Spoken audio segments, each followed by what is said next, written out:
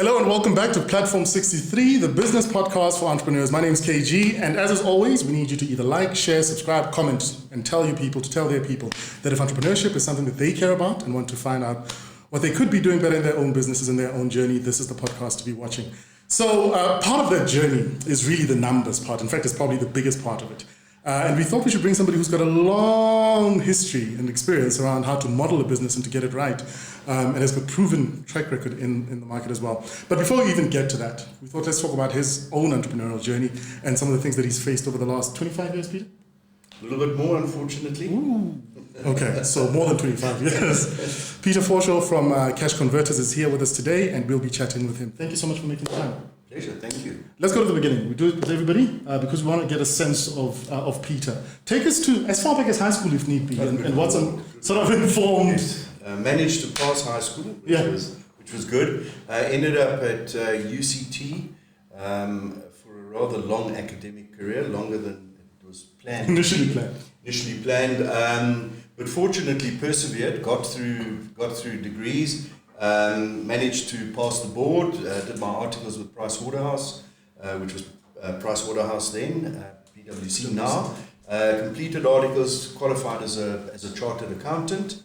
But I think from day one, I was not really ever in the mold of a typical auditor, and entrepreneurship has always been part of my psyche from the age of 13 when I sold second-hand overcoats. But for me, the ability to understand numbers and understand auditing and accounting and the financial side of the business was important, and I think it has stood me in good standing. So finished articles, then actually went into auditing, started an audit firm here in Midrand. We were one of the first audit firms in the growing metropolis of what Midrand was back in 1991, 1992, somewhere back there. Started an audit practice, which is still going today, although it has relocated to Rivonia. And it was really in that audit environment that I was exposed to a lot of small businesses and just businesses in general. And I was always looking for opportunities. Back then, we were still dealing in times when international brands weren't really in South Africa due to sanctions and not being able to operate here. And franchising as an industry was in its infancy. We're talking mid-90s, early 90s? Mid-90s, 91, 92, somewhere around there. It was probably a combination of intellectual interest in the concept of franchising and looking at it as a business model. So I got involved, started looking at that particular industry, and we in 1993 put a consortium of people together, different skills, and for me that's an important part of businesses. When you have partners or a management team of people working together, you've got to have very different complementary skills, and we had a group of investors, and we brought 2 international master licenses to South Africa back in 1993 and opened up in 1994. And we need to go back in time. That was a very different space, difficult times. Lots of people were immigrating, leaving the country because of the new era we were going into. But for us, so a lot of uncertainty. In South Africa, as there has been, and all the time, and it's part of probably operating in South Africa. But we saw as a group of entrepreneurs, and we had an accountant, that was my role. We had someone who was into property. We had somebody who was a legal person. We had operations people. We had a whole great dynamic team of different skills, and we looked at franchising on an international scale, and we brought Postnet, the master license for Postnet, to South Africa, as well as Cash Converters, almost simultaneously. And I think it was really exciting times back then. It was the forefront of the franchise industry. The franchise industry at that stage had really only been food and fast food based. McDonald's wasn't even in South Africa when we started, and that began the journey. So for me, it was really simple: university, chartered accountant, and then got involved in the business I'm involved in I love how you say it was simple, chartered accountant. Yeah, it's not the easiest journey in one's life. So that really was it. And I think for me, the real great thing about franchising is it goes hand in hand with entrepreneurship. It is a less risky way of getting into business. So business is about risk. It's about risk and reward, and what risk you're prepared to take for rewards. And I think what franchising does is it mitigates some of that risk. I don't think it takes away the entrepreneurial spirit and flair to be involved in business. It's still your business, you're making the decisions. It's still your risk. It's still your risk, but you're doing it within a framework from a brand perspective. You're doing it within a framework from a system perspective. And I think there have been a lot of extremely successful franchisees who've done really, really well in the business. And I'd love to hear about some of those success stories and what you think allowed for those entrepreneurs to achieve that success. But maybe still staying on your side, what have been some of the lessons over that 25 plus year period now? I think the lessons are you need to have a well thought out, well considered plan. You've got to plan the business. You've got to also stick a stick in the ground, and you've got to make a decision. So for me, success in business and life in general is about making decisions. And as a good entrepreneur, you're going to make more good decisions than bad decisions, but you will always make bad decisions. And I always say to people going into their own business and starting out in businesses, it's important to make mistakes. Do not be afraid to make a mistake when you're in business. So long as you made a decision, and if it's a mistake, make another decision to change it. Don't do the same thing twice if it's the wrong decision. But I think decision making and being able to make decisions and make decisions quickly is critically important for entrepreneurs. And I think that's maybe a big distinction between people who are in a corporate environment. Yes, they have to make decisions, but they're not critical decisions. Entrepreneurship is about, you're an entrepreneur, you know what it's like, you have to make the decisions, but it has to be founded and start off in a plan. And I think that's the real trick to starting, is to get that plan right. And that plan has multifacets. When people talk about business plans, it's about a marketing plan, it's about an operations plan, a financial plan, a budget, cash flows, and all of that. But it's really reducing to writing in a document what the business is about and what you're going to do. And then as best as possible to stick to the plan, but always change the plan. If you go and read the Uber, which is well publicized, what their plan was, it was very different to what it's turned out to be now. Likewise with Airbnb. If you look at that original model, there was an idea there. There was a concept, but it's morphed and changed along the way. It's almost playing this balancing act between sticking to the plan but knowing when exactly. to and being fluid as well. You've got to have a plan, you've got to be able to change the plan. But you can't go in there with no plan.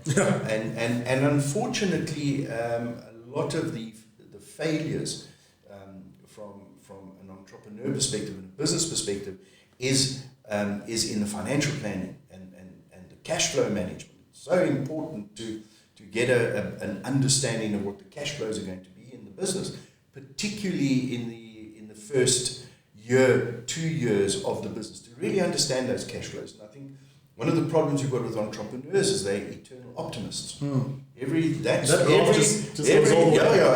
all see the Excel spreadsheet graph. Every month we're going to do better and better. So I think entrepreneurs need to temper their expectations and reduce them to a proper plan, and particularly cash flow. Cash flow is so important for any business. And in that tempering and thinking around cash flow, what would you say the considerations should be for an entrepreneur? Is to identify those fixed costs and keep those fixed costs to a minimum and pay a bit of a premium for variable costs. Yeah.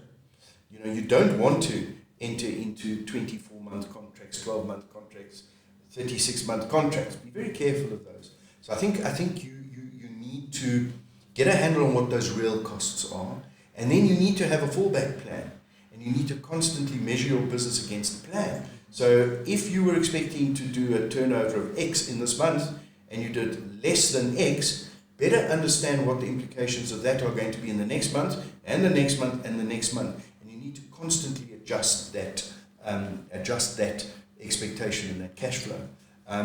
The worst thing you can do is under budget what your cash flow requirements are, particularly when you're looking for funding. I think big mistakes that entrepreneurs make is when they go look for funding, whether it be from investors or whether it be from the bank, is you are the eternal optimist, so you want to almost prove to yourself, I don't need that amount of cash. That much I don't need that.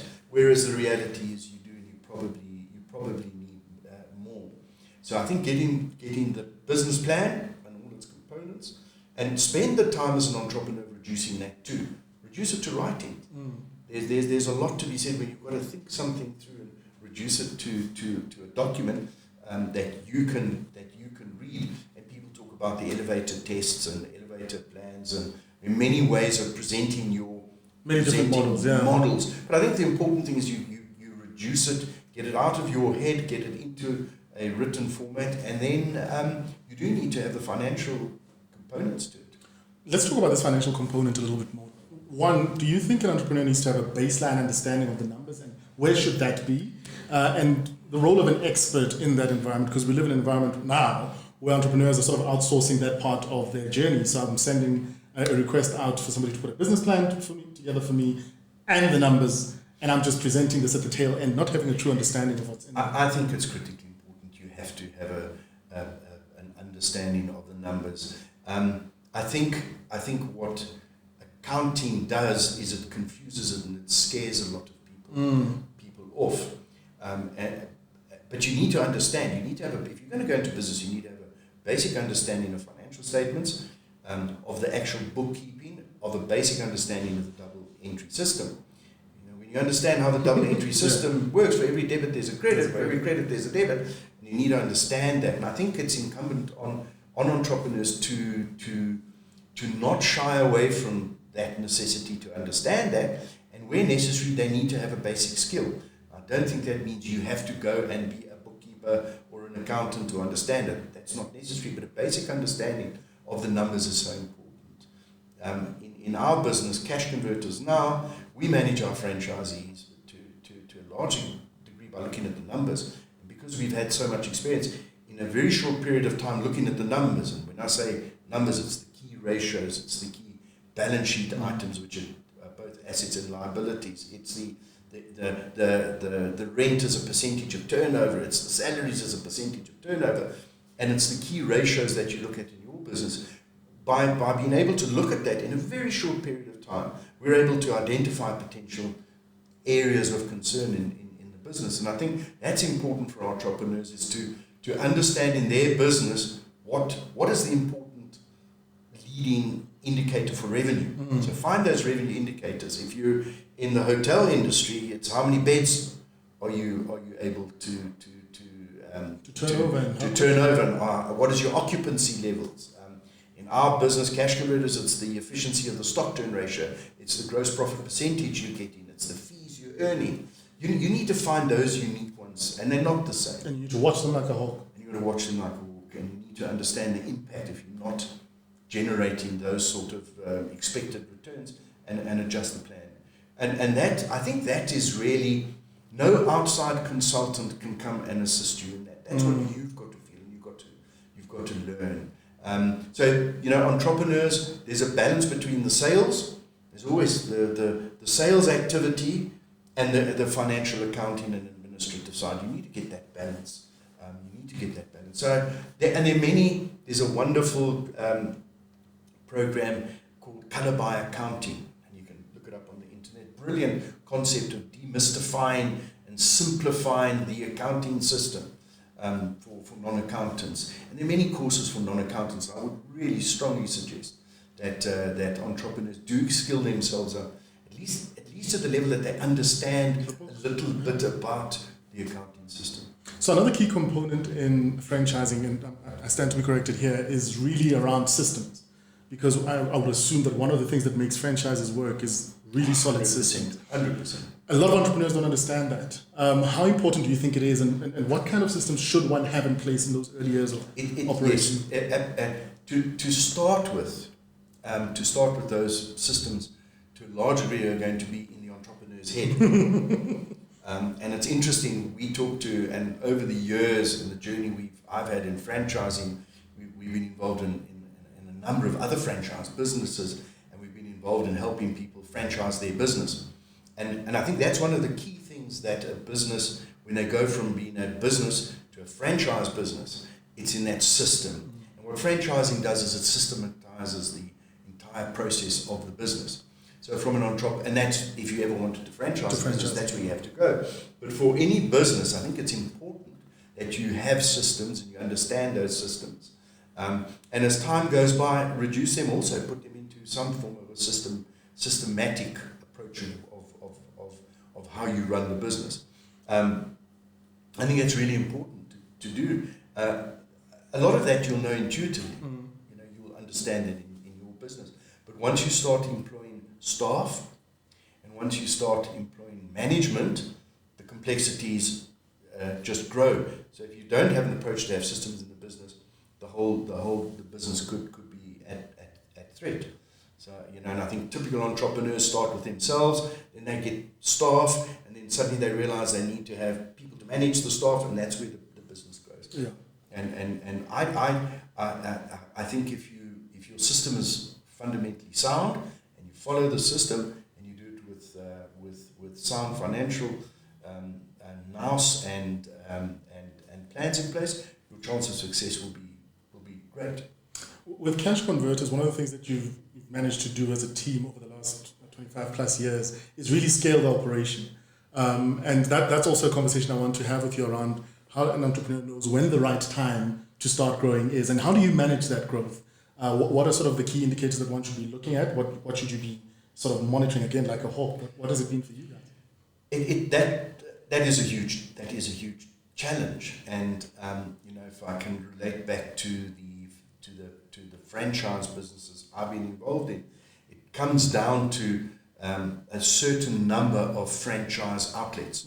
So you do the business plan, and you know that we have to grow the business to a certain level to make it viable and profit and sustainable. So I think in terms of, sustainability is an important concept in business.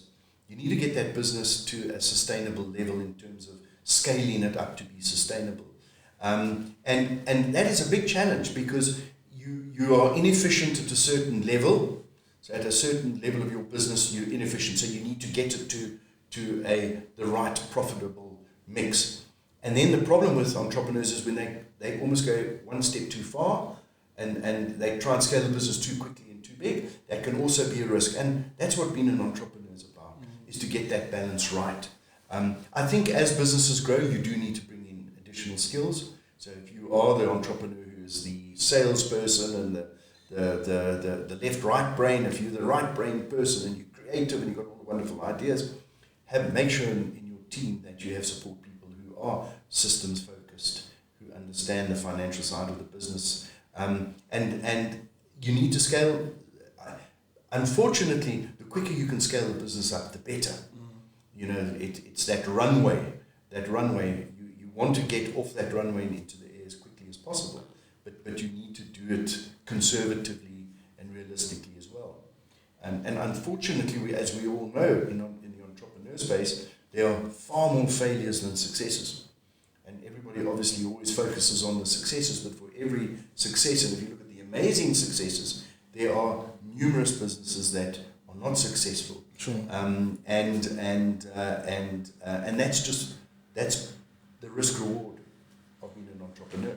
I think one of the things I love is that you've had enduring partnerships as well in the business. And just purely as an early stage entrepreneur myself, I'm looking at certain partnerships and wondering if they will stand the test of time. What do you think makes for a great sort of partnership? From my perspective, my partner Richard and myself, I met Richard at university. We were university buddies. We worked together on a number of university initiatives. We were on RAG, we were on InterVarsity. We worked well together, and I think the reason, and we've been in business since 1993. It is a remarkable story, and during that period, we've never ever had issues between ourselves. And I think the main reason for that is we're completely different.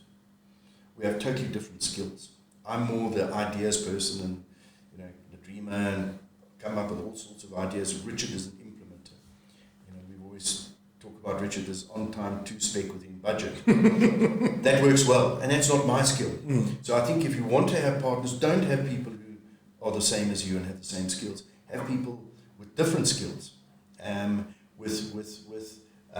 with different approaches to life, and that's really important. Very different skills, but underpinned with a common value system, and I think that's almost more important than complementary skills. You can't go into business and build long-term relationships if you don't have common values. That, to us, the values are absolutely based to any business, particularly when you want to start scaling that business up. So for us, values is as a concept is critical, and you may need to talk about that in a business and as you grow the business. We all talk about the vision, mission statements, and all of those things, but they actually are quite important as you begin the growth journey. Especially the more people you're bringing into the more this people and the values. And I think values, you can define the values in the business. You can sit and write values up on the board, and there would be many words, adjectives to describe the values in your business. And I think what you need to understand is it's the values in the business that drive what the ultimate corporate culture of the business is going to be. You can't define what your culture of the business is going to be. It's a result of a whole lot of other things, but starting with the values. So common values, different skills, and be very clear what the boundaries between your roles in the business are.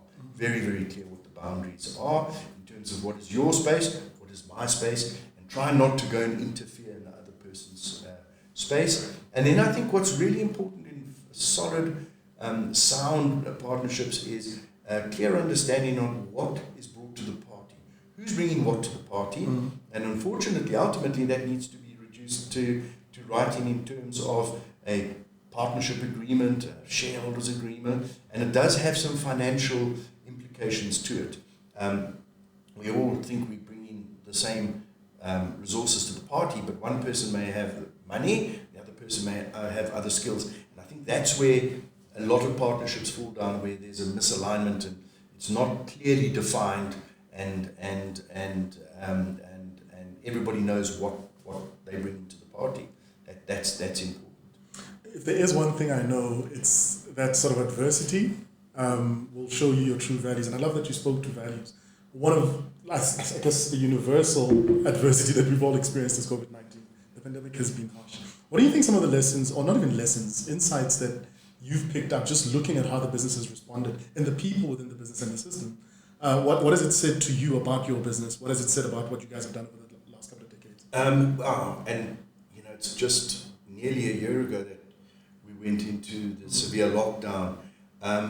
I think we as an organization were able to transform extremely quickly. And I think that was part of our success. We were able to transform rapidly, and I say transform, within 10 days we had implemented Microsoft Teams platforms throughout our organization from our head office support staff. We established communications. For us, that was really important going into the COVID, because we had no idea what we were going into back on the 27th of March 2020. So we were able, for us, what was critically important as everybody went off into their homes and our network effectively shut itself off, was how do we maintain communications? For us, that was critically important. And what we did was we used various platforms, webinars, Zoom, Teams, whatever, to communicate to our staff, to communicate to our franchise network, and to the franchisees and their staff. That was critically important for us. Communicate. You've got to be able to communicate. And I think the value we then drew very strongly on our fundamental values. And one of our values is collaboration. So our approach through the whole initial phase of it was we need to work together, we need to be collaborative.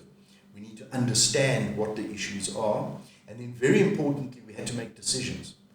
We had to make decisions very quickly. So we created a mechanism amongst our exco and then the directors where we had to make decisions. We had a mechanism and a platform to do that. And I think we were able to make those decisions. Some of those decisions were very hard to make. I'm pleased to say I don't think we made too many bad or wrong decisions. And in retrospect, I would have made those decisions again. But clearly, with hindsight, you may have done something different. The important thing is we made the decisions, and we were able to sustain our network as best as we possibly could. And we had a rally point from a head office perspective, was to get our stores to open in the best possible position that they could be in. That was like our mantra and our rally point. So everybody in our organization, their focus was, how do we get people back? How do we get the stores up and trading? How do we get the ball rolling? So we tried to keep that wheels turning as much as we could during the hard lockdown, and at the first opportunity we could take to open the stores, we did. So I think that was important, but we made decisions all the time. We confronted issues. They were not always easy decisions to make, and they were not always well received by the franchisees, because we had to make decisions for the best of the brand and not necessarily for an individual franchisee. But I think we did a good job. We've learned a lot. We've transformed the business. And I think entrepreneurs are eternal optimists, and we always try and look at the best from a bad situation. So we use that to take advantage of transforming our business. The net result of that is we've almost reduced our head office space by 50%, because we realized we were inefficient and we didn't need that. The digitization of our business has been critical, and I think all those businesses that have been able to transform digitally are better off now than they were when we went into lockdown. So, for example, we always wanted a web shop where people could buy product from us. It's an obvious thing. Cash Converters got thousands of wonderful second-hand items, and that was always on the development plan, but it was always kicked down. The can was kicked down the road because until COVID showed up. You know, we'll get to it, and the business model doesn't deliver all the returns we would like. But what COVID did was it accelerated that, and we willingly took that on. And now we have a web shop that people can buy a product, have it delivered, and make payment online. That would not have happened if it hadn't been for COVID. Is it making money? Well, at this point in time, from a group perspective, no, it's not, but it's adding value to our franchisees, but more importantly, to our consumers, our customers, and we're attracting new consumers and customers. So I think entrepreneurs need to roll with the punches. They need to adjust and change their way they do things when faced with adversities. And this COVID it's a 1 in 100 year incident that we're faced with. But you just got to take it as an entrepreneur. You've also got to make the hard decisions. We closed a couple of stores during COVID. We made the decision that those stores had to close. It was for the better of that store, that franchisee at that point in time. Not an easy decision to take. Not an easy decision to put into Their livelihoods into attached to effect. that decision, yeah. You have to do that. You have to take those hard decisions. Peter, as we wrap, how does the future look for the business? Obviously understanding that the market has changed dramatically, like you said, digitization is a big thing that you're contending with and sort of embracing as well. How does it play out? Understanding,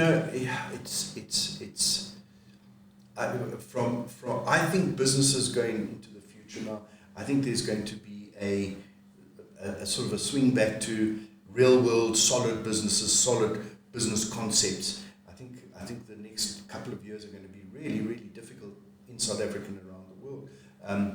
From our perspective as Cash Converters, as a brand, we've looked at this and we're really, really comfortable with the business model, the fundamental business model, because we're very simple. We provide people with access to cash. And I think that's an important thing in any business. You need to be very clear what you do.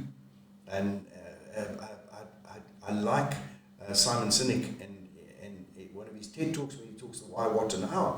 Very important as an entrepreneur to know why you exist. What is your purpose? What do you do? Our business is about giving cash to consumers. People need cash. It's access to cash. And they can do that by selling product to us, by taking out a pawn product, by taking out a microloan, buying product at good value. So we've got a very well-defined purpose. And we are comfortable that in the growth going forward, we have a role to play in a bricks and mortar environment, as well as the migration, clicks and mortar, going into multi-channel business. Because people will always need money. People will always have goods they want to sell. People will always want to buy good value second-hand goods. So I think we're happy we've tested that model. But interestingly, the outcomes, the expectation in terms of our numbers, trading numbers, have been interesting. Certain products where we thought wouldn't do particularly well have done really well. Others that we would have thought would have really done extremely well haven't done well. And I think that's indicative of this changing market. So any entrepreneur out there, you're going to have to think of your business from every angle, look at every opportunity, and adapt as you go forward. We're fortunate we've got fairly sophisticated IT systems. We literally look at the numbers on a daily basis, trying to pick up trends. So that's important. I think that's the biggest frustration for business now at the moment, is to try and pick up on those trends. Investors and business people like a sense of the known, of predictability. And I think that's what we face with at the moment. We cannot predict. And entrepreneurs are eternal optimists, so you're always trying to predict the most positive outcome. But that predictability, we don't have that as much as we used to a year ago. We really don't. From our perspective, we're happy. We are investing in the digital migration, the fourth industrial revolution. The Internet of Things is important. We've seen how Facebook Marketplace, how Gumtree, Bid or Buy, all of those peer-to-peer, consumer-to-C2C business models are doing well. People are selling and buying goods in that environment. And people have often asked, is that not a threat to the business? For us, it's not. It's actually educating people that you can sell things and buy things second-hand. And you're doing it through digital platforms. But there's no reason why you couldn't come into a cash converters. It's safer. You don't have to worry about who's going to pay me, or am I going to have to meet the person at the garage at 12 o'clock at night, that type of stuff. So I think we have a role to play in that, but we need to morph with it. We need to have those platforms. So I think for us, we're positive about the future. We understand it's going to be a rocky road. We're here to support our franchisees as best we can. Things have changed. We cannot get in cars and go and visit our stores as much as we used to do. So we've had to adapt and create other means of communicating and supporting our network. But we're positive, and we feel comfortable in the next couple of years for our business. And it's unfortunate when you see businesses like Greyhound coming to an end. The number of businesses that have gone into business rescue or have closed down internationally and in this country, unfortunately, I think we're going to see more of that. What that does, of course, is, and I feel passionate about this, that in a country like South Africa, the only way we're going to get positive and sustainable growth is through entrepreneurs and through small businesses. That's the fact. We can no longer rely on big business and big corporates to generate employment, let alone relying on government and government organizations. It's up to entrepreneurs. It's up to people using their experience, using their knowledge, to go out there and make things happen.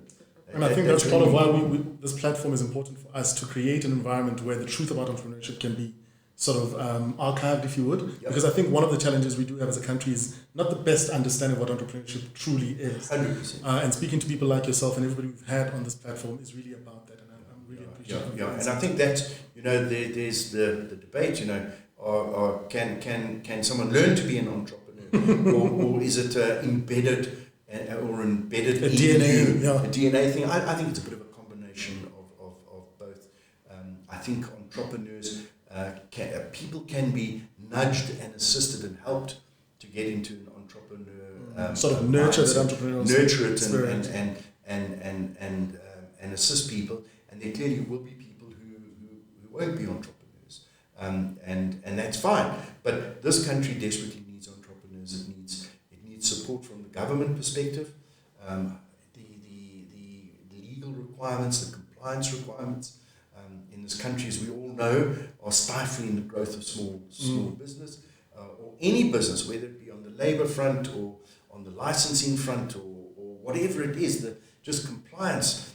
We're dealing with papaya now, the Poppy Act going forward. I mean, what that does to businesses and small businesses is just another burden, constraint on it. So if there would be one appeal to the government and to the powers that be and the banks to provide finance is you've got to get things going. You've got to stimulate the economy. You really have to create a conducive environment. You have to create a conducive, and at this stage, unfortunately, it is very difficult for businesses and small businesses to get going. It's not easy, but there are wonderful entrepreneurs and there are incredible stories that come out and we hear about, as you do every single day.